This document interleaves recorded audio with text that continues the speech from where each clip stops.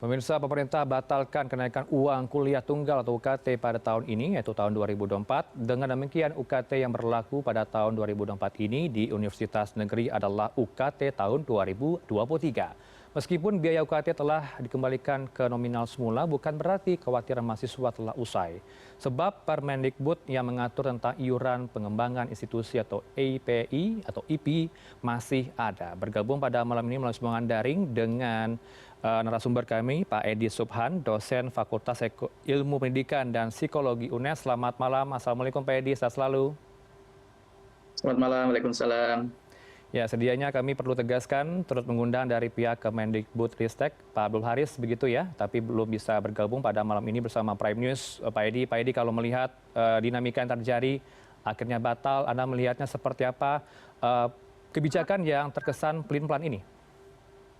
Ya, di satu sisi menarik ya kalau kita lihat dari sisi politik sebenarnya, politik anggaran terutama. Karena kalau kita melihat dari kenaikan UKT termasuk juga uang sumbangan atau IP itu, sebenarnya itu merupakan konsekuensi logis dari kampus-kampus milik negara atau PTN itu ketika dia beralih status menjadi PTN BH.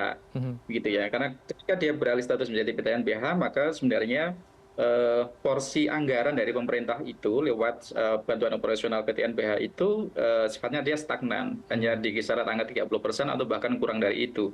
Nah, 70% lebih itu kampus dia mencari di luar dari apa namanya tanggung jawab dari pemerintah itu. Nah, itu yang kemudian menjadi celah naiknya uang kuliah tunggal itu sendiri.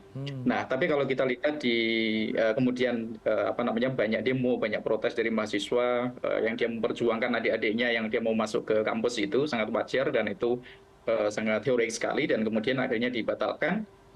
Ada sisi politis juga di sini gitu. Jadi barangkali juga Pak Jokowi di akhir masa pemerintahannya nggak ingin dilihat nggak populer di mata rakyat juga begitu ya. Dan akhirnya ya sudah dibatalkan itu.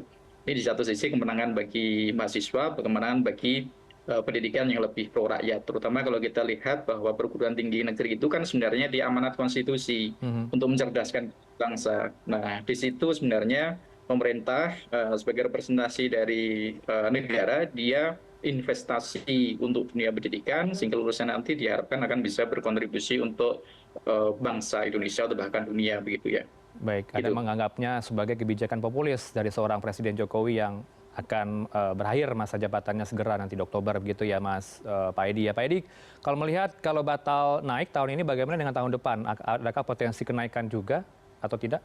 Ya, ya, potensi kenaikan pasti ada. Karena begini sebenarnya, kalau kita lihat dari kenaikan itu kan cukup apa namanya ya, cukup barangkali cukup rasional kalau kita lihat hitung-hitungan dari kampus itu sendiri. Karena pasti ada inflasi gitu ya. Tapi kalau kita hanya menjadikan inflasi sebagai faktor kenaikan UKT, rasanya kok tidak akan setinggi itu naiknya. Nah, berarti ada faktor lain. Salah satunya adalah barangkali ketidakmampuan dari kampus-kampus PTNBH itu untuk bisa menggalang income selain dari student body, selain dari sisi mahasiswa itu. Nah, akhirnya keluarlah Permendikbud nomor 2 tahun 2024 itu yang akhirnya menjadi legitimasi bagi kampus untuk dia bisa lebih punya ruang gerak lebih leluasa untuk mengaransemen regulasi di kampusnya masing-masing agar nanti UKT dia bisa naik, begitu ya uang sumbangan juga dan jenisnya itu.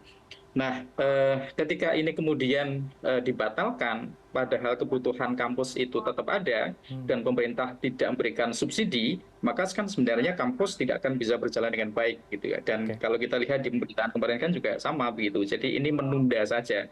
Jadi tahun depan nggak ada jaminan kalau UKT itu nggak naik. Kalau dari sisi inflasi naik sekian persen, rasanya nggak masalah begitu. Karena memang begitu secara ekonomi. Tapi kalau dari sisi ketidakmampuan dari negara, saya pikir ini menjadi salah satu tantangan berat bagi pemerintah begitu ya. Jadi harus dilihat ulang itu ya, porsi anggaran pendidikan yang konon katanya 20% itu sekarang kemudian harus dilihat ulang untuk bisa menjadi apa ya, menjadi salah satu cara untuk berinvestasi di dunia pendidikan tinggi. Karena memang kalau kita lihat angka partisipasi kasar masyarakat Indonesia untuk dia di lulus S1 saja misalnya, atau kalau kita gabung saja itu kan sekitar 16%-an saja itu. Jadi itu memang sangat kurang sekali. Baik, UKT batal naik, tapi yang dikhawatirkan berikutnya dari teman-teman mahasiswa nih, Pak Edi, adalah adanya iuran IP begitu ya, iuran di luar dari UKT. Anda melihatnya seperti apa? Teman-teman mahasiswa ini masih Iya, belum lega kayaknya. eh, pasti itu. Jadi ketika UKT itu udah naik, maka tetap ada iuran itu. Hmm. Iuran itu kan sebenarnya tidak boleh dipungut dari mahasiswa lewat dua jalur yang ada yang sebelumnya itu. Jadi lewat Oke. jalur seleksi nasional maupun jalur prestasi begitu. Hmm. Tapi dia dibolehkan dipungut oleh kampus PTNBH itu lewat jalur seleksi mandiri gitu ya. Hmm. Nah, karena kampus itu dia nggak mampu meningkatkan income generating-nya untuk menghidupi kehidupan kampus itu, untuk operasional kampus, mengembangkan lembaga itu, karena 70% dia harus mencari sendiri, maka beberapa kampus itu kemudian mengambil inisiatif untuk 50% lebih bahkan Hmm. calon mahasiswa baru itu berasal dari hasil dari seleksi mandiri itu, sehingga kampus akan dia bisa mematok uang sekian-sekian untuk sumbangan itu. Dan itu sangat make sense kalau kita lihat dari kebutuhan kampus itu sendiri, sementara pemerintah dia stuck di subsidinya itu. Baik, kalau informasi yang kami himpun, teman-teman produser juga menghimpun informasi ini soal di UGM nih, Pak Edi sudah terlanjur bayar dengan kenaikan tersebut. Lantas bagaimana ya kemudian prosedur pengembaliannya? Ya, kalau ini sudah menjadi otonomi dari kampus dan saya pikir pemerintah juga harus mengawal itu karena sudah menjadi regulasi dan ketentuan bersama, Hmm. pasti pemerintah harus memastikan bahwa mahasiswa sudah terlanjur bayar itu ya harus dikembalikan, itu harus didata ulang siapa yang sudah membayar, dan Hmm. ketika regulasi itu nggak jadi naik UKT-nya maka harus dikembalikan sesuai dengan porsi awal, dan ini harus dikawal sih saya pikir, Hmm. terutama Dirjen Dikti yang harus bertanggung jawab soal itu. Ya.